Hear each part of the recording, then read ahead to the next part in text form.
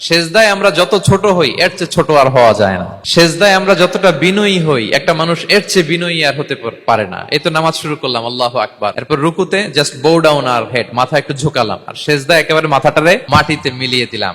তার মানে আমি চলে গেলাম আসফালে। আসফাল মানে সবচেয়ে নিচে, আর সবচেয়ে নিচে যে আমি ঘোষণা দিলাম সুবহান রাব্বিয়াল, মানে হে রব, আপনার প্রশংসা, আপনার পবিত্রতা, আপনি আলা।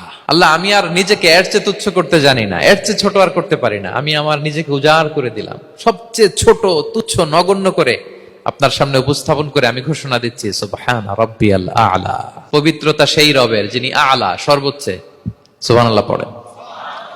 তাহলে সিগনিফিকেন্সটা বুঝতে পারছেন কেন বিষ্ণু ইসলাম এটা পড়তেন সুবহান রাব্বিয়াল আলা? কারণ আমি থাকি সবচেয়ে আসফালে, নিচে, আর তখন আমি ঘোষণা দেই glory be to Allah the most high, the most high, the most high, আলা। আল্লাহ, আমি একেবারে নিচে, কিন্তু তুমি হচ্ছে আলা। মজার ব্যাপার হচ্ছে সেজদায় আপনি যত নিচেই থাকেন না কেন, মাথা নাক নিচু করে ফিসফিস করে যাই বলেন না কেন, এটা মুহূর্তে আল্লাহর আরশে চলে যায়।